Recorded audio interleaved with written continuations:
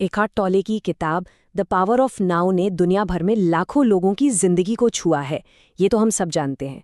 पर क्या इसकी हर शिक्षा को बिना सवाल किए मान लेना चाहिए? आज हम इसी किताब के कुछ सबसे ज़रूरी सिद्धांतों पर एक क्रिटिकल नज़र डालेंगे। तो आज की हमारी चर्चा का रोडमैप क्या है? हम शुरुआत करेंगे आत्मज्ञान की परिभाषा से और देखेंगे कि क्या इसकी कोई और परिभाषा भी हो सकती है। फिर हम अहंकार को समझेंगे कि वो सच में एक प्रॉब्लम है या उसमें कोई पोटेंशियल भी है। इसके बाद मन की भूमिका, समर्पण का असली मतलब और आखिर में अब तक पहुंचने का एक बिल्कुल अलग रास्ता खोजेंगे। तो चलिए सबसे पहले बात करते हैं उस कॉन्सेप्ट की जिस पर टॉले का पूरा दर्शन खड़ा है, यानी एनलाइटनमेंट या आत्मज्ञान। पर सवाल यह है कि क्या हम सब आत्मज्ञान को एक ही नज़रिए से देखते हैं? टॉले के हिसाब से आत्मज्ञान बहुत सीधी सी बात है।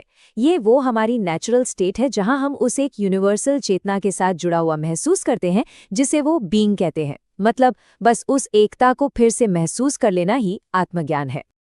और यहीं पर कहानी में एक मजेदार मोड़ आता है।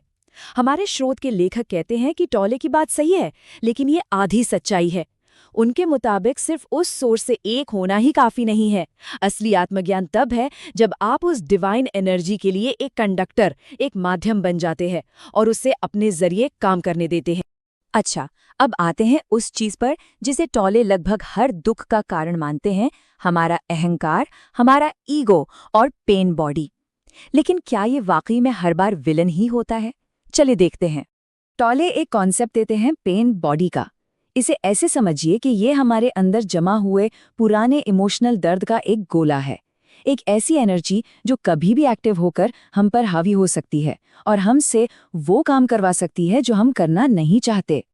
इसके जवाब में लेखक एक और गहरी जड़ की तरफ इशारा करते हैं, आत्मसंकुचन। ये हमारे मन के पहचान बनाने से भी पहले का एक एक्शन है।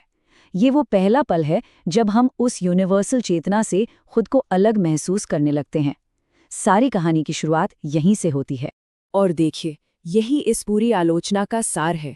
लेखक का तर्क है कि हमारी असली समस्या बहुत ज्यादा अहंकार होना नहीं है, बल्कि एक स्वस्थ, एक मजबूत अहंकार और सेल्फ एस्टीम की कमी है। मतलब प्रॉब्लम ईगो नहीं, ईगो डेफिशिएंसी है। अब बात करते हैं मन की।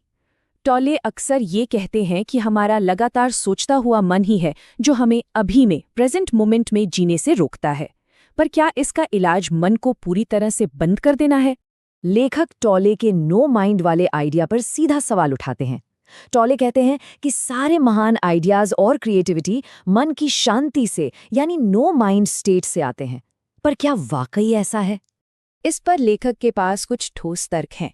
पहला, इतिहास देखें तो ज्यादातर बड़ी खोजें बहुत पढ़े लिखे और तेज दिमाग वाले लोगों ने की हैं। दूसरा, क्रिएटिव आइडियाज नो माइंड से नहीं, बल्कि हमारे सबकॉन्शियस माइंड की प्रोसेसिंग से आते हैं। और सबसे जरूरी बात, हमारा मन सांस लेने जैसा एक बायोलॉजिकल फंक्शन है।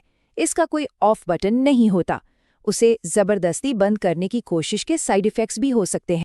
ये हमें एक और बहुत जरूरी कॉन्सेप्ट पर लाता है, समर्पण। और यहाँ हम देखेंगे कि इस एक शब्द का मतलब कितना अलग हो सकता है, जो इस बात पर निर्भर करता है कि आप इसे कैसे देखते हैं। टॉले के लिए समर्पण का मतलब है पैसिव एक्सेप्टेंस, यानी जो भी हो रहा है, अच्छा या बुरा, उसके साथ लड़ो मत, बस उसे स्वीकार कर लो, उसे वैसा ही रहने दो जैसा वो है। लेकिन लेखक इस पैसिव अप्रोच पर एक बहुत गंभीर और तीखा सवाल उठाते हैं।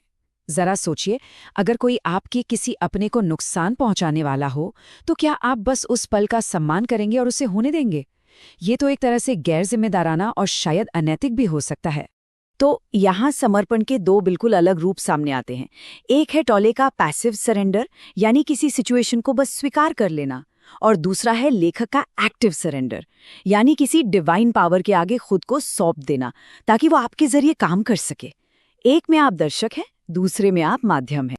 तो अगर टॉले के बताए रास्ते में कुछ सवालिया निशान हैं, तो फिर अब से जुड़ने का, प्रेजेंट मोमेंट में रहने का दूसरा रास्ता क्या हो सकता है? लेखक हमें एक वैकल्पिक मार्ग सुझाते हैं। यहाँ लेखक जे कृष्णमूर्ति की एक गहरी बात को आधार बनाते हैं, to be is to be related, यानी हमारा अस्तित्व अकेलेपन में नहीं, बल्कि जीवन और दिव्यता के साथ एक गहरे और सीधे रिश्ते में है। अलग होकर नहीं, जुड़कर ही हम हो सकते हैं।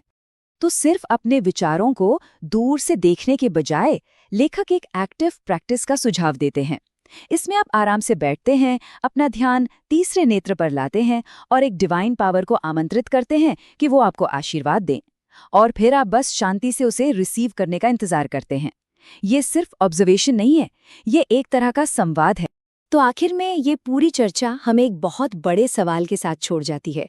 क्या आध्यात्मिक शांति और अब की शक्ति सिर्फ जो हो रहा है उसे स्वीकार कर लेने से मिलती है, या फिर ये उस शक्ति के साथ एक एक्टिव, एक गहरा रिश्ता बनाने का नतीजा है? इसका जवाब शायद हर किसी को खुद अपने अनुभव से ही मिलेगा।